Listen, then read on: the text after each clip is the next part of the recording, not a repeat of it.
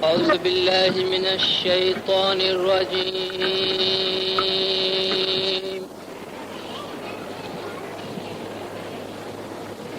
بسم الله الرحمن الرحيم.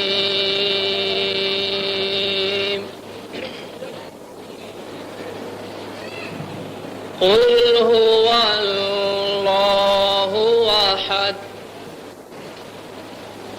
الله الصمد لم يلد ولم يولد ولم يكن له كفوا أحد. صدق الله العلي العظيم.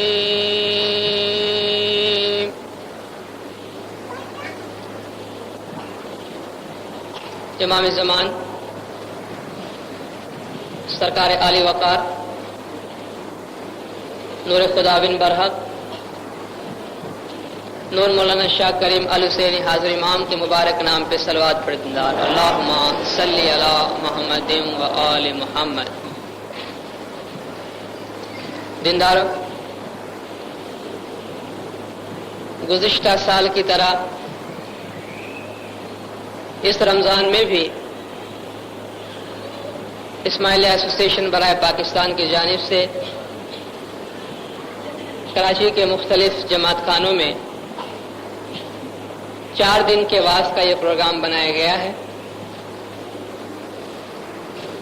ان 4 دنوں کے درمیان اسماعیلی طریقہ، اسماعیلیت کے بنیادی عقائد، باطنی پاکیزگی اور روحانی بلندی کے متعلق کچھ باتیں ہم آپ کے سامنے پیش کریں گے. جماعت سے یہ توقع کی جاتی ہے کہ 4 دن جماعت خانے میں تشریف لا کر اس سے استفادہ کریں. ہم سب اچھی طرح جانتے ہیں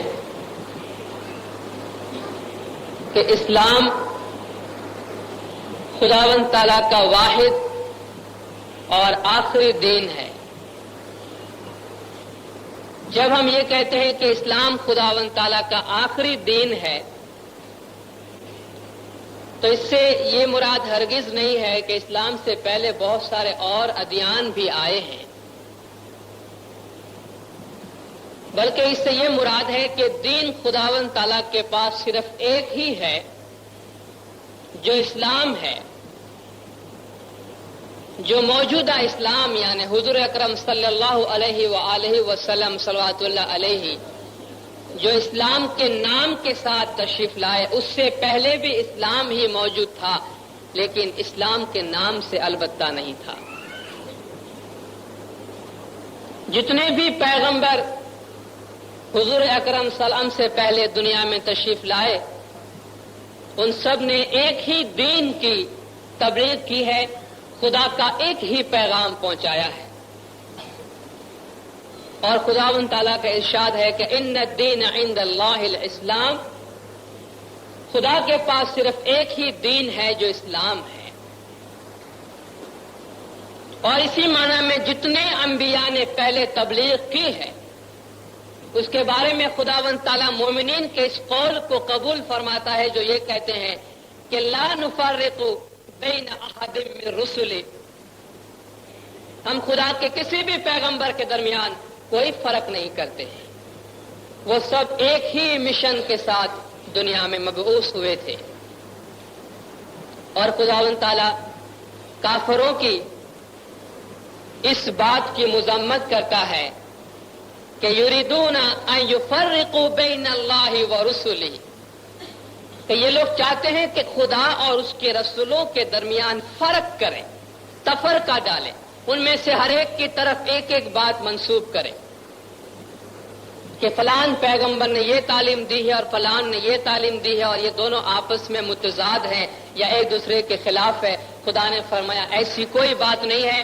تعلیم خدا کی ایک اسلام ہے، بنیاد اور روح ایک اسلام ہے. جس کو ہر زمانے میں مختلف انبیاء نے اپنے اپنے زمانے کے حالات کے مطابق پیش کیا، اور جب حضور اکرم صلی اللہ علیہ وآلہ وسلم صلوات اللہ علیہ کا زمانہ آیا، انہوں نے خداوند تعالیٰ کا پیغام لوگوں تک پہنچایا، تو خدا نے فرمایا کہ اسلام کا میسج، اسلام کا پیغام اپنی پایہ تکمیل کو پہنچا اور دین اسلام مکمل ہوا۔ الیوم اکملت لکم دینکم، آج کے دن ہم نے تمہارے لیے تمہارا دین کو مکمل کر دیا۔ واتممت علیکم نعمتی، تم پر اپنی نعمتیں بھی پوری کر دی۔ ورضیت لکم الاسلام دینا، اور تمہارے لیے اسلام دین پر میں خوش ہو گیا۔ گویا اسلام خدا کا پہلا اور آخری پیغام ہے، اسلام ایک مکمل دین ہے، اسلام خداوند تعالیٰ کی خوشنودی اور خداوند تعالیٰ کی رضا کی بنیاد اور اس کا ثمرہ ہے۔ اسلام میں مختلف طریقے پائے جاتے ہیں۔ ہم اسماعیلی اسلام ہی کا ایک حصہ ہے، بلکہ یوں کہیے اسلام، حقیقی اسلام ہمارے پاس ہے، اسماعیلیوں کے پاس ہے۔ اسلام کے بنیادی عقائد میں، اسلام کے بنیادی اصولوں میں سب سے پہلی جو اصل ہے یا سب سے پہلا اصول کہہ لیجئے وہ توحید کا ہے۔ ہم جانتے ہیں کہ جب کوئی غیر مسلمان بنتا ہے، اسلام میں داخل ہوتا ہے، تو اسے کہا جاتا ہے کہ پڑھو لا الہ الا اللہ، خدا کے سوا کوئی خدا نہیں ہے، خدا کے سوا کوئی معبود نہیں ہے۔ یہ پہلا اقرار اسلام میں توحید کا لیا جاتا ہے کہ کہو خدا ایک ہے۔ خداوند نے اپنے 48ویں جامع میں، اپنے آپ بیتی میں، اپنے میمورز میں اسماعیلیوں کے نزدیک یا صحیح معنی میں اسلام میں خداوند تعالیٰ کی وحدانیت کا جو تصور ہے اس کو بیان کیا ہے۔ پہلے میں قرآن کی اس سورہ کی تشریح کروں جو میں نے شروع میں آپ کے سامنے پیش کی، پھر ہم سرکار کے اس فرمان کی طرف جائیں گے کہ ہمارے نزدیک خدا کے ایک ہونے کا کیا مطلب ہے۔ جب کچھ یہودی حضور اکرم صلوات اللہ علیہ کے پاس آئے اور آپ سے سوال کیا کہ اے محمد، تم اپنے خدا کا حسب و نسب بیان کرو، تم اپنے خدا کا شجرہ بیان کرو، کیونکہ ان کے نزدیک یہ تھا کہ خدا ہے، اس کا فلان بیٹا ہے، اس کا فلان بیٹا ہے، یا جو بت انہوں نے بنا رکھے تھے ان میں سے کوئی کسی کا باپ، کوئی کسی کا بھائی، کوئی کسی کا بیٹا تھا۔ تو انہوں نے حضور سے بھی یہ سوال کیا کہ آپ بھی اپنے خدا کا خاندان بیان کیجئے، نسب نامہ بیان کیجئے کہ وہ کس کا باپ ہے، کس کا بیٹا ہے۔ تو قرآن شریف کی یہ اہم سورہ نازل ہوئی جو ہم دعا میں بھی پڑھتے ہیں، اور اس کا نام ہی ہے سورۃ الاخلاص۔ اخلاص کی معنی ہے کسی چیز کو پاک کر دینا، خالص کر دینا، پیوریفائی کرنا کسی چیز کو، جس میں بہت ساری چیزیں آپس میں مل گئی ہے، ان تمام آمیزش کو نکال کر جو حقیقت ہے اس کو خالص کر دینا۔ لوگوں کے ذہنوں میں خداوند تعالیٰ کے متعلق جو بہت سارے تصورات اور بہت سارے خیالات بھر دیے گئے تھے، زمانے کی وجہ سے بھر گئے تھے، قرآن شریف کی سورہ نے اس کو پاک کیا ہے۔ قل هو اللہ احد، اے محمد جواب دے دو وہ خدا ایک ہے۔ اللہ الصمد، وہ بے نیاز ہے، تمام چیزوں سے بالا تر ہے، وہ کسی پہ دار و مدار نہیں رکھتا، لیکن پوری کائنات اس پہ دار و مدار رکھتی ہے۔ لم یلد ولم یولد، نہ اس سے کوئی پیدا ہوا نہ وہ کسی سے پیدا ہوا۔ پیدائش سے یہاں مراد تولید ہے۔ یہ لفظ بھی ولد یلید استعمال کیا گیا کہ وہ کسی کو جنم نہیں دیا ہے اور اس سے کسی نے جنم نہیں لیا ہے، اس لیے کہ وہ خدا اس جنم دینے اور جنم لینے کی صفات سے بالا تر ہے۔ مخلوقات کی صفات سے جتنی بھی سرشٹی ہے، جتنے بھی مخلوقات ہیں، اس پہ ہم جتنی بھی صفات دے سکتے ہیں، جتنے بھی ایٹریبیوٹس ہم اس کے بیان کر سکتے ہیں، خدا ان تمام چیزوں سے بالا تر ہے۔ वलम यकुल लहू कुफुवन अहद, और उसके बराबर कोई नहीं है। इस्लामी अकायद के मुताबिक, इस्लामी उसूल के मुताबिक खुदा मखलूकात की सिफात से बालातर है। सुबहान रब्बिका रब्बिल इज्जति अम्मा यसिफून, तेरा परवरदिगार जो इज्जत का परवरदिगार है उन तमाम बातों से ऊपर है, उन तमाम सिफतों से बालातर है जो ये लोग बयान करते हैं। यानी खुदा ऐसा है, खुदा वैसा है, वो ये करता है, वो करता है। खुदा फरमाता है सुबहान, तमाम मखलूकात की सिफत से खुदावंद ताला बालातर है। लैसा कमिस्लिही शैउन व हुवा समीउन अलीम, उस खुदा के जैसी कोई चीज नहीं है, उसकी मिसाल कोई चीज नहीं है कि जिसको देख के आप ये कह सके कि खुदा इस किस्म का होगा, खुदा की कोई ऐसी मिसाल होगी। जब हमने ये कहा कि खुदा एक है, तो वो खुदा एक इस मानी में नहीं है, अददी मानी में नहीं है, नंबर के मानी में नहीं है कि जिस एक के मुकाबले में 2 होता है, 3 होता है, 5 होता है, 10 होता है। खुदा 1, 2, 3, 4, 5, 6 में से नहीं, बल्कि खुदा एक है, वाहिद है, वो एक नहीं है खुदा।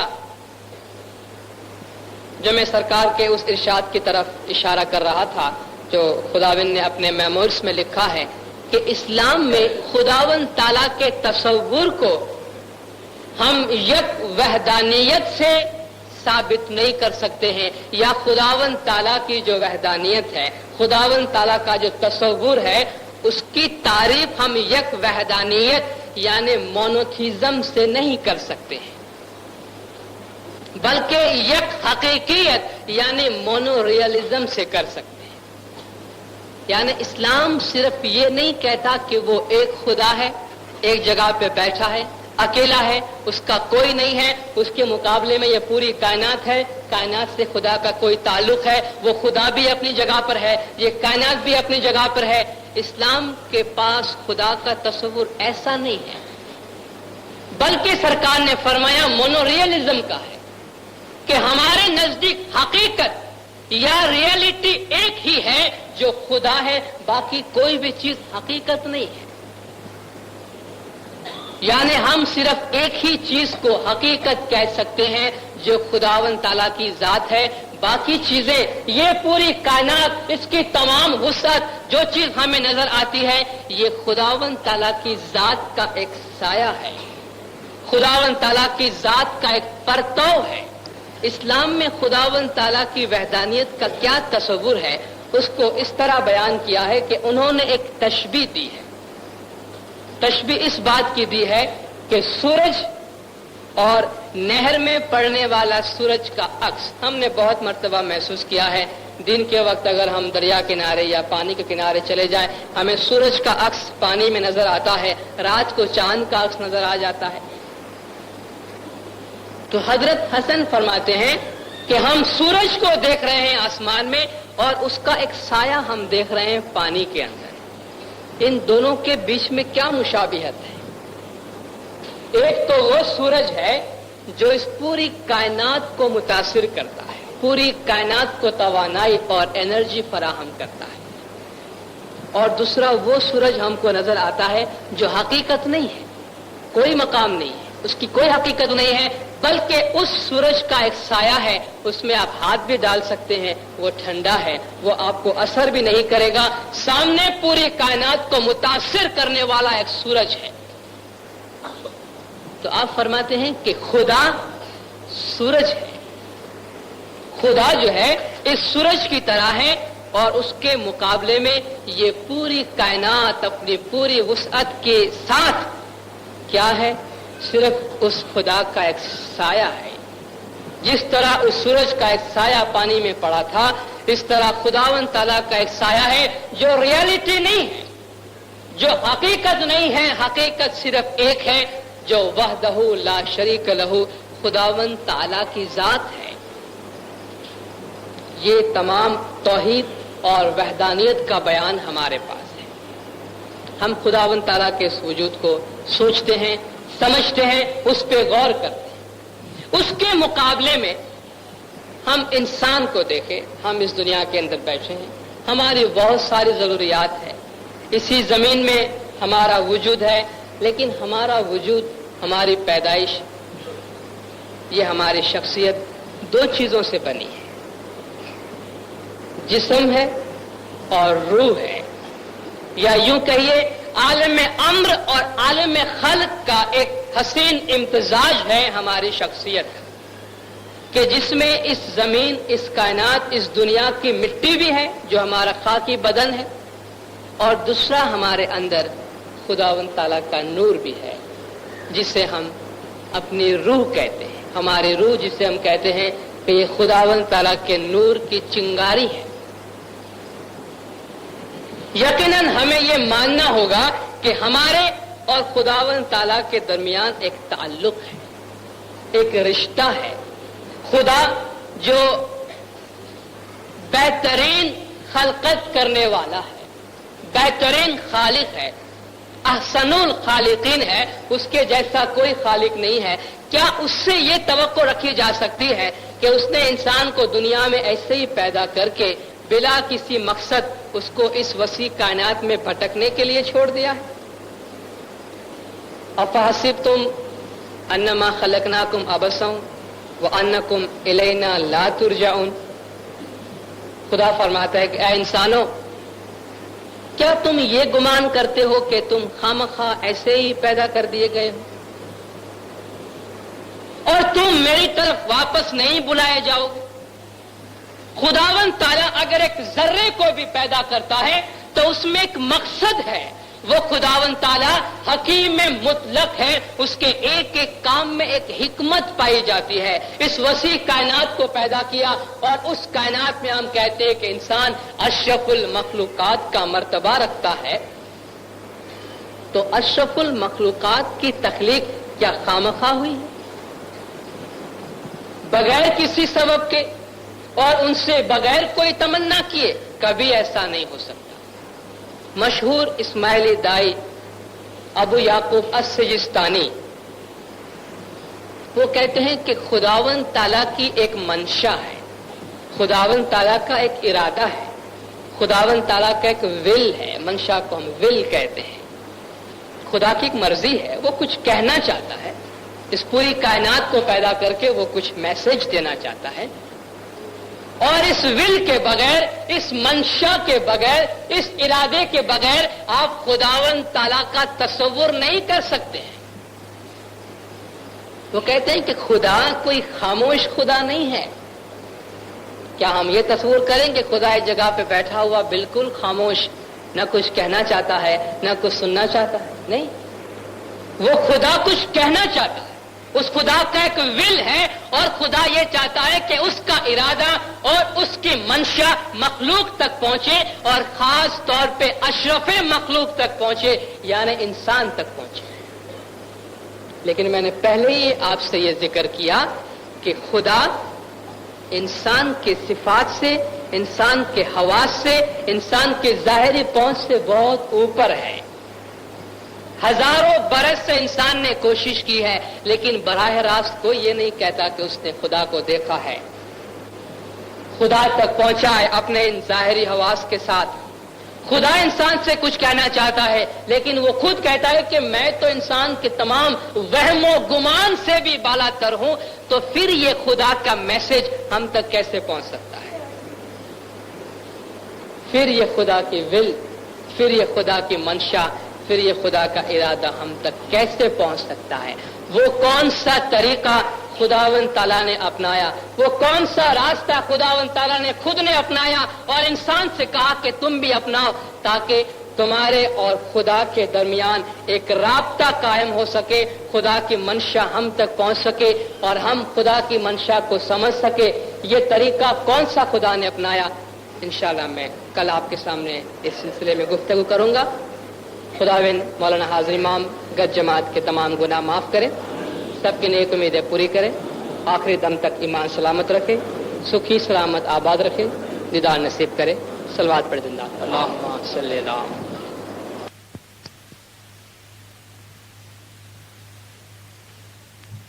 بسم الله الرحمن الرحيم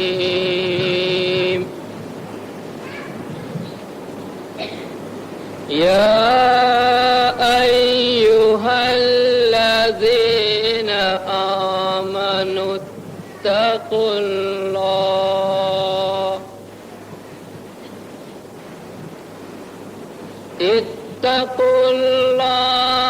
وابتغوا إليه الوسيلة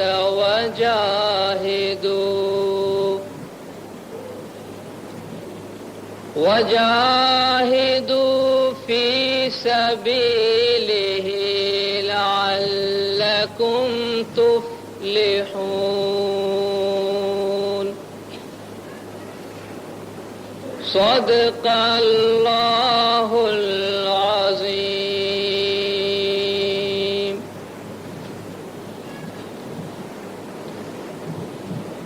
امام زمان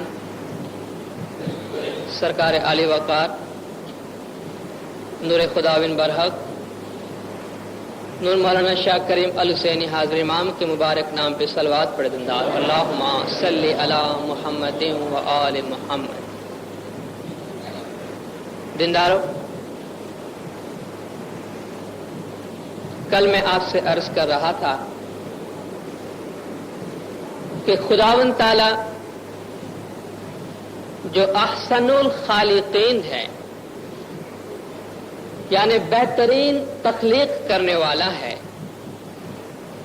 خداوند تعالی جو حکیم ہے، جس کے ہر کام میں، جس کی ہر بات میں ایک حکمت پائی جاتی ہے، وہ خدا اس مخلوقات کی طرف اپنی منشا، اپنا ارادہ، اپنی رضا کیا کہنا چاہتا ہے خود وہ ان مخلوقات تک پہنچانا چاہتا ہے۔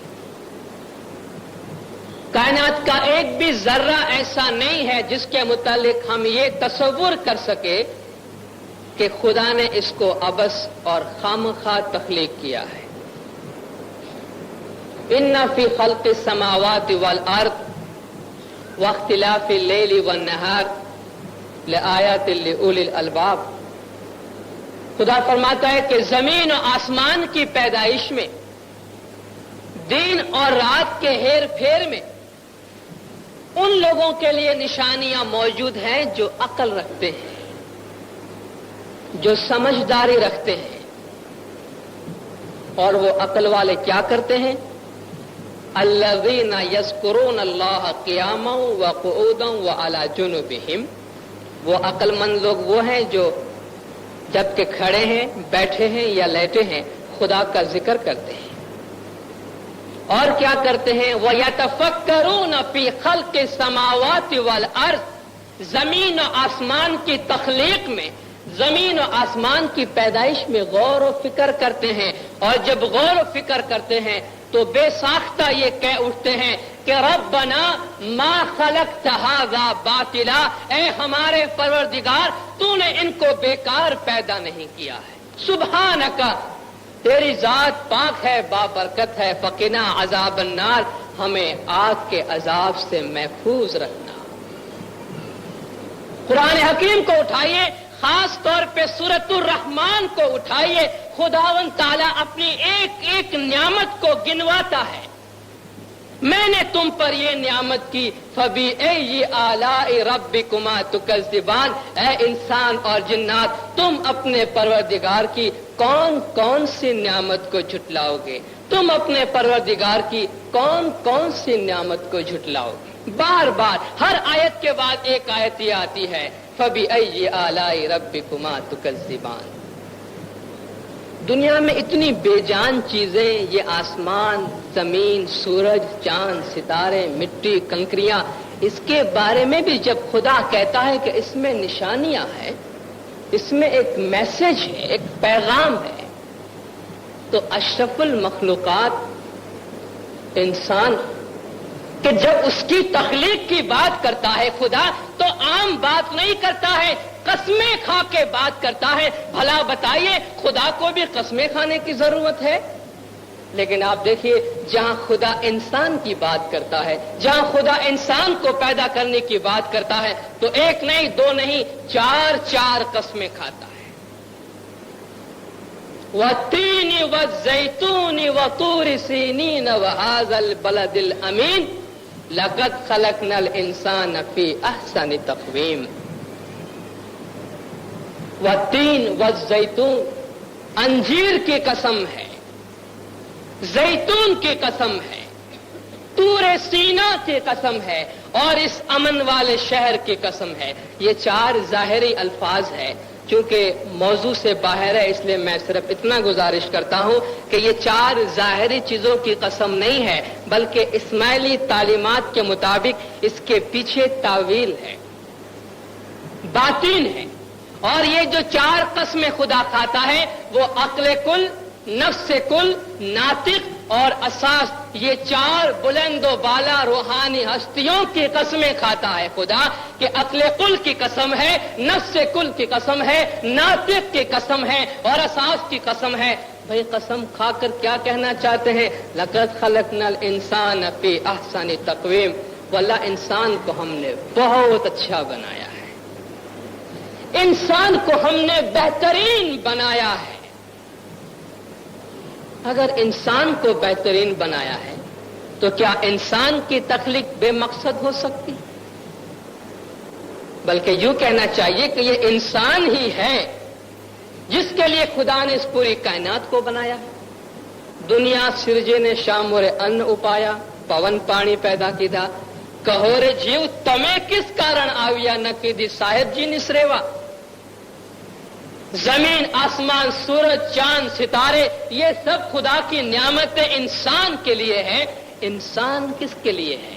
جب انسان کی تخلیق کی گئی ہے، قسمیں کھا کے خدا کہتا ہے تو پھر خدا یہ کہتا ہے کہ افحسبتم انما خلقناکم عبثا وانکم الینا لا ترجعون، کیا تم یہ خیال کرتے ہو کہ ہم نے تم کو ایسے ہی پیدا کیا ہے بیکار، خامخواہ، اس کا کوئی مقصد نہیں؟ البتہ اس کا مقصد ہے۔ خداوند تعالیٰ انسان کو پیغام دینا چاہتا ہے، انسان خدا سے پیغام لینا چاہتا ہے، انسان اپنے خالق، اپنے رب، اپنے پروردگار کے قریب ہونا چاہتا ہے۔ لیکن کل میں نے گزارش کی خدا انسان کے حواس سے بالاتر ہے، تو جب وہ انسان کے پاس آنا چاہتا ہے، جب وہ انسان کو کچھ بتانا چاہتا ہے تو کیا کرتا ہے؟ جنہیں رنگ نے روپ نہیں کچھ نام نہ ٹھام، گور پیر صدر دین رحمت اللہ علیہ بوجھ نرنجن میں فرماتے ہیں، جنہیں رنگ نے روپ نہیں کچھ نام نے ٹھام، سو گپتا پرگٹ بھیا لاکھ دھرو تس نام۔ نہ اس کا کوئی رنگ ہے، وہ صرف نور ہے، نور ہے، توانائی ہے، طاقت ہے۔ اس کا کوئی رنگ نہیں ہے، اس کا کوئی روپ نہیں ہے، نہ کوئی نام ہے، نہ کوئی ٹھام ہے۔ وہ چھپی ہوئی ہستی نے اپنے آپ کو اپنے مظہر میں ظاہر کیا، پھر یہ سمجھ لو کہ اس کے لاکھوں نام ہو گئے، ہر ایک نے اپنے اپنے خیال کے مطابق اپنے اپنے نام سے اس کو پکارا۔ خدا اپنے مظہر کے ذریعہ، مظہر کہتے ہیں وہ جگہ یا وہ ہستی جہاں سے خدا اپنے آپ کو ظاہر کرتا ہے، جہاں سے خدا کی منشا، جہاں سے خدا کا ارادہ، جہاں سے خدا کا ول انسان تک پہنچتا ہے۔ انسان جسم اور روح دو چیزوں کا بنا ہوا ہے۔ ہماری ایک جسمانی زندگی ہے، ہماری ایک روحانی زندگی ہے۔ ہماری جسمانی زندگی فانی ہے، ہمارا جسم اس زمین کا ہے، یہیں سے پیدا ہوا، یہیں واپس جائے گا، لیکن وہ انسان کی روح ہے، وہ انسان کا باطن ہے، انسان کے اندر وہ خداوند تعالیٰ کے نور کی چنگاری ہے، جس کے بارے میں خدا نے فرمایا ہے کہ نفخت فیہ من روحی، اس میں میں نے اپنی روح پھونکی ہے، وہ دائمی ہے، وہ باقی ہے، وہ روحانی ہے۔ اور جب انسان ظاہر اور باطن، جسم اور روح دونوں کا مرکب ہے تو اس کو جسمانی اور روحانی دونوں دنیاؤں کے لیے پیغام اور ہدایت کی ضرورت ہے۔ اس لیے خداوند تعالیٰ نے جس ہستی کو اپنا مظہر قرار دیا، آپ اس کو پیغمبر کہیے یا امام کہیے، دور نبوت میں وہ پیغمبر ہوتے ہیں، دور امامت میں وہ امام ہوتے ہیں، وہ مظہر ذات الہی، وہ بھی جسمانی اور روحانی دونوں دنیاؤں پر مشتمل ہوتے ہیں۔ وہ جسم میں ہمارے ساتھ ہوتے ہیں، جسمانیت میں ہمارے جیسا انسان ہوتے ہیں، نورانیت میں وہ عالم نورانیت کے ساتھ تعلق رکھتے ہیں۔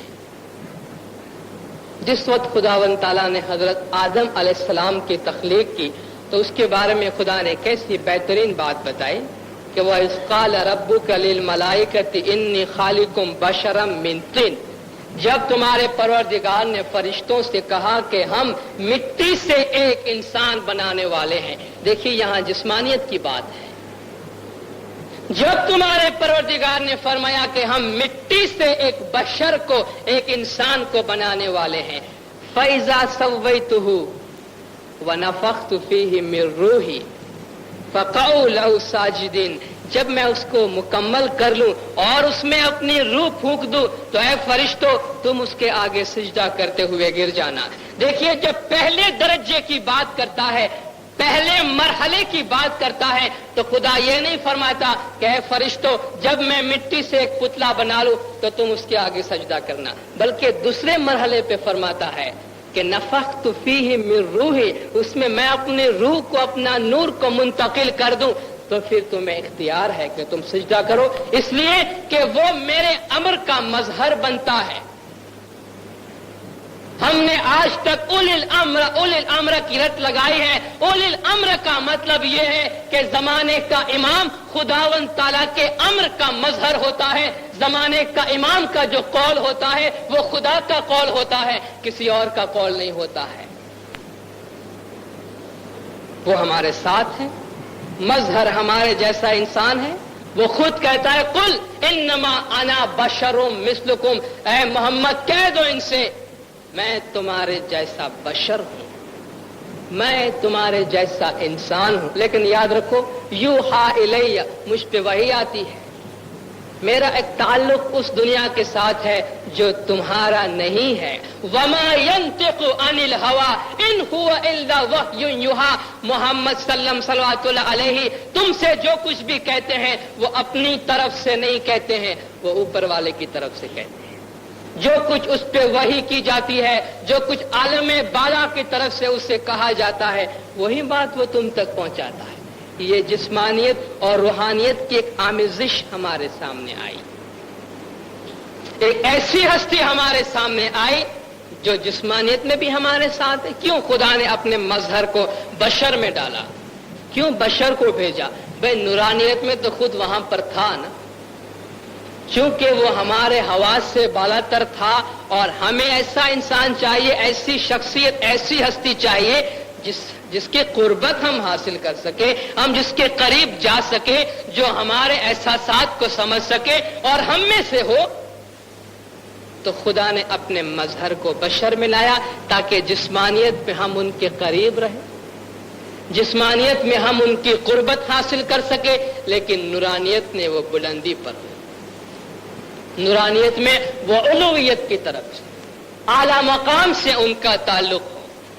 اس لیے ایک طرف تو خدا نے بار بار یہ یاد دہانی کروائی ہے کہ تمہارے درمیان جو شخص ہے، جو میرا مظہر ہے، مظہر ذات الہی، وہ انسان ہے، لیکن دھوکہ مت کھانا، اس انسان کو دیکھ کر دھوکہ مت کھانا۔ ایک فکر منیور تمہاری چھے امنے مانس روپے صاحب جانو، پیر کو صرف ایک فکر ہوئی کہ انسانی جامع میں مظہر ذات الہی کو تم پہچان سکو گے یا تم صرف اس کو انسان ہی سمجھ لو گے۔ مجھے اس بات کا ایک خوف ہے، اس بات کا ایک ڈر ہے۔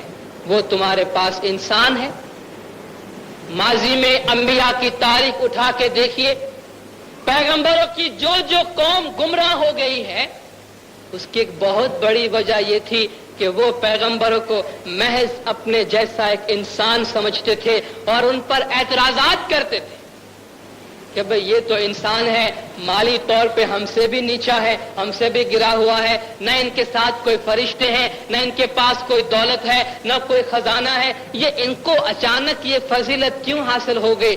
اگر خدا ہم سے کوئی بات کرنا چاہتا ہے تو کسی فرشتے کو کیوں نہیں بھیجتا؟ اس کا جواب بھی خدا نے یہی دیا کہ ان انسانوں سے کہہ دو کہ انسانوں کو پیغام دینے کے لیے اگر میں فرشتے کو بھی بھیجوں گا تو انسان بنا کے بھیجوں گا، فرشتے کو بھی بھیجوں گا تو بشر بنا کے بھیجوں گا، اگر فرشتوں کے درمیان بھیجنا ہو تو فرشتوں کو بھیجوں گا، کیونکہ اگر تمہارے درمیان فرشتہ آیا تو وہی بات ہوئی کہ تم اس سے کوئی چیز حاصل نہیں کر سکو گے۔ ایک جگہ وہ بشر ہے، لیکن دوسری جگہ خدا اس کے نورانیت کو بار بار ظاہر کرتا ہے، بار بار یقین دلاتا ہے کہ اس کے اندر نور خداوندی اپنی پوری آب و تاب کے ساتھ جلوہ گر ہے۔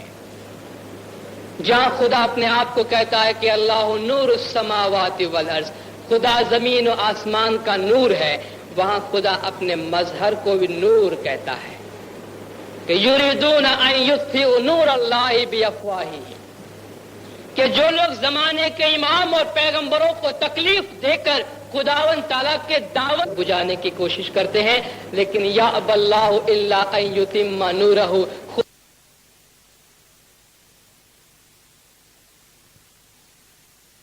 یأبی اللہ الا ان یتم نورہ، خدا اپنے نور کو پایہ تکمیل کو پہنچائے گا، یعنی اس سلسلے کو، مظاہر کے سلسلے کو آگے سے آگے بڑھاتا جائے گا تاکہ ہر زمانے میں وہ چلتا رہے۔ ہم دعا مانگتے ہیں خدا سے اہدنا الصراط المستقیم، یہ دعا خدا سے ہی ہے نا یا کسی اور سے ہے؟ خدا نے ہم کو سکھایا کہو اہدنا الصراط المستقیم، کہ ہمیں سیدھی راہ بتا، اور وہاں خدا محمد سے کیا فرماتا ہے؟ انک لتہدی الی صراط مستقیم، اے محمد صلی اللہ علیہ وسلم صراط مستقیم کی طرف تو آپ ہدایت کر رہے ہیں، صلوات پڑھے دیندار، صراط مستقیم کی طرف تو آپ ہدایت کر رہے ہیں، دعا ہم خدا سے مانگ رہے ہیں۔ جب لوگوں نے پیغمبر صلی اللہ علیہ وسلم کے ہاتھ پر بیعت کی، وہ مشہور قرآن کی آیت جو ہم دعا میں پڑھتے ہیں کہ اے محمد جو تیرے ہاتھوں پہ بیعت کرتے ہیں وہ خدا کے ہاتھ پہ کرتے ہیں، ید اللہ فوق ایدیہم، خدا کا ہاتھ ان کے ہاتھوں پہ ہے۔ خدا نے فرمایا کہ کل شیء ہالک الا وجہہ، ہر چیز ہلاک ہو جانے والی ہے، ہر چیز فنا ہو جانے والی ہے، خدا کا ایک چہرہ باقی رہنے والا ہے، خدا کا چہرہ باقی رہنے والا ہے۔ اور محمد صلی اللہ علیہ وسلم نے فرمایا من رآنی فقد رأى اللہ، جس نے مجھے دیکھ لیا اس نے خدا کو دیکھ لیا، جس نے میرا دیدار کیا اس نے خدا کا دیدار کر لیا۔ اور آپ کے جانشین مشکل کشا مولا مرتضی علی صلوات اللہ علیہ، آپ نے فرمایا کہ انا وجہ اللہ، میں خدا کا چہرہ ہوں۔ کہو کیا کہنا چاہتے ہو؟ مجھے دیکھو۔ خدا جو فرماتا ہے کہ ہر چیز فنا ہو جانے والی ہے زمین پر، خدا کا چہرہ باقی رہنے والا ہے، دیکھ لو مجھے، میں خدا کا چہرہ ہوں۔ وہی خداوند تعالیٰ کا نور ہے، دائمی طور پہ دنیا میں برقرار ہے، دائمی طور پہ دنیا میں چل رہا ہے۔ خدا کا نور جامع بجامع، سلسلہ بسلسلہ آگے سے آگے بڑھتا جا رہا ہے، وہ نور ہمارے پاس موجود ہے۔ ایک جنگ کے موقع پر حضور جب دشمن سے مقابل ہوئے تو اپنی مٹھی میں کچھ خاک اٹھا کر آپ نے دشمن کی طرف پھینکی تو ان کی آنکھوں کے سامنے اندھیرا آ گیا۔ حضور نے اپنی مٹھی میں کنکریاں اٹھائی ہے اور دشمنوں کی طرف پھینکی۔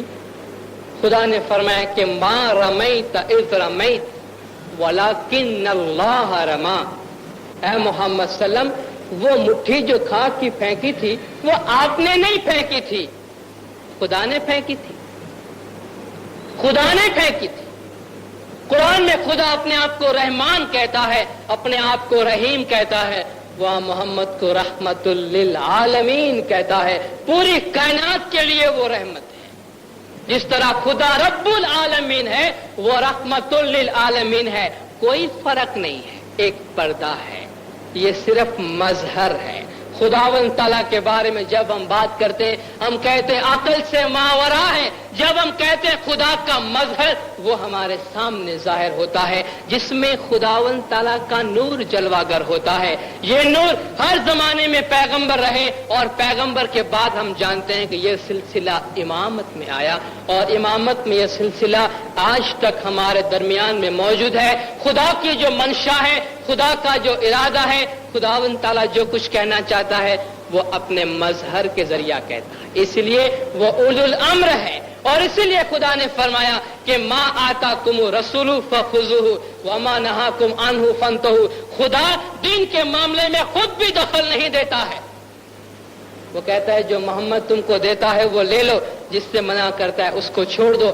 और मोहम्मद सल्लम के बाद हर जमाने के ईमान के साथ ये दीन मुंसलिक है। दीन क्या है? दीन वो है जो मजहर जात खुदावंदी कहे। ये दीन या ये मजहर हमें खुदावंद ताला का क्या पैगाम देना चाहता है, या वो हमसे क्या चाहते हैं, हमें क्या बनाना चाहते हैं, हमें कौन सी चीज देना चाहते हैं, या हमसे कौन सी तवक्को रखते हैं, इंशाअल्लाह मैं कल आपके सामने बयान करूंगा। खुदावंद मौलाना हाजिर इमाम गज जमात के तमाम गुनाह माफ करे, सबके नेक उम्मीदें पूरी करे, आखिरी दम तक ईमान सलामत रखे, दीन दुनिया में सुखी व आबाद रखे, अपना दीदार नसीब करे। सलवात पर दिनदार अल्लाहुम्मा सल्ली अला मुहम्मद।